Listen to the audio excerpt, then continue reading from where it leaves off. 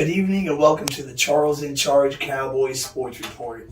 My name is Charles, as you know, and this is my first YouTube video or video of any kind. I have been a Cowboy fan since Super Bowl 28. That was the first Cowboy game I ever saw, and since then I've bled blue. Don't know how or why, I just did. And I've had 25 years of watching this team every game, every snap. My analysis and my take on this team is, I would say, better than most. Shout out to all the YouTube guys doing their thing, Law Nation, Joe Boo Sports Report, Tom Downey and company, but y'all have a new cat in the game now. And my take on this team comes from a different angle, and I'm a tad bit on the nose, and I have excellent analysis.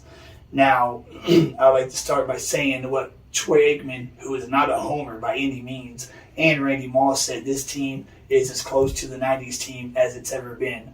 Better than the 2007 squad, better than the 2014, 2016, and 2018 squad, I'd say by a quarter mile. We've never had depth like this since the early 90s, after the Herschel Walker trade, and we had a plethora of draft picks. We've had guys hurt from week one, a lot of them, 4 of them studs, Gallup, Tank Lawrence, Neville Gallimore, and Kelvin Joseph, who we're hoping will be a stud, have been out, and we've been winning, except for that Tampa Bay game where we didn't convert that 3rd and 6. We convert that 3rd and 6, we milk the clock and walk-off field goal. And then we have Cooper Rush start with Dak out, and we go into Minnesota and handle business with our defense holding Kirk Cousins and company to 16 points. That's 3 out of 7 games our defense has held the opponents to 17 or less. The Chargers, 17. The Eagles, only 14 offensive points. And Minnesota, 16 offensive points. I believe tomorrow will be 4 out of 8 holding 17 points or below against the Broncos.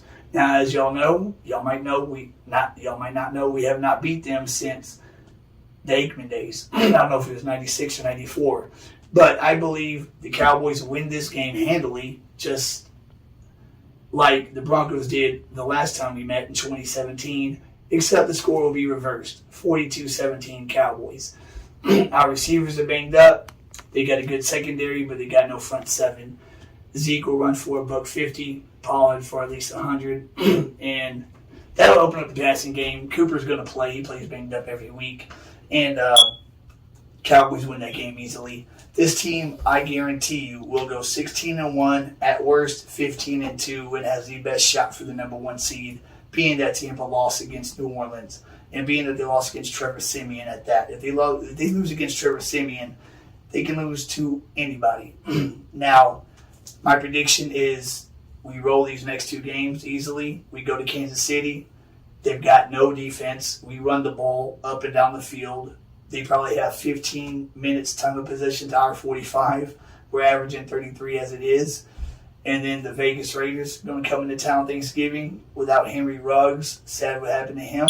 But we'll handle business against them. And then it's a cakewalk schedule until Arizona. And then if they're not completely healthy, they're going to be in trouble because the only teams that have depth are the Cowboys in the NFC. Cowboys, Tampa Bay, and Green Bay.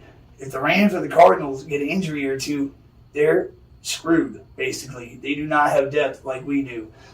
So I believe we run the table.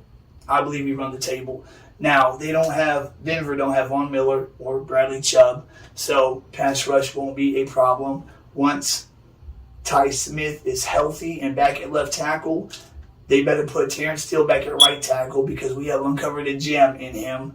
Since Lyle Collins is suspended 5 games and was out all last season, he has become a stud at right tackle and could become a great right tackle. And they should put Lyle Collins back at left guard where he started in 2015 and 16. Because if we play the Rams, given they're healthy in the playoffs, and you got Donald in the middle, you're going to want Zach Martin and Lyle Collins in there to help Biadasz. And I wouldn't mind putting Connor McGovern in for Biadasz because he is just undersized and underachieving. So, yeah, this team is the real deal, I would tell you. Let me look at my notes, see if I have any other last things to say. Y'all know my opinion on this game, the score. And, once we get healthy, once we get Tank back, Neville Gallimore, who had a great rookie season. Him and OC are going to be dominant up the middle. And then when Tank comes back, our booking pass rushers are going to give the secondary more time. They're going to get better throughout the season. By week 18, we will have a top 10 defense.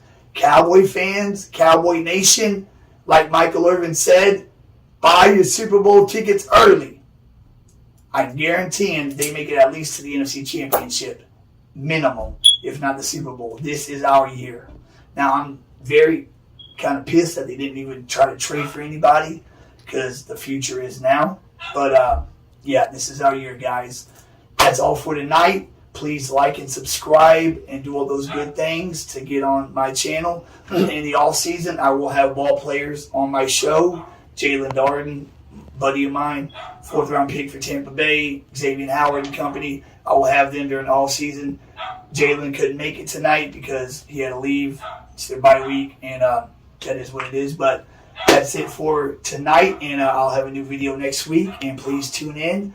Thank you for watching, and Charles is out.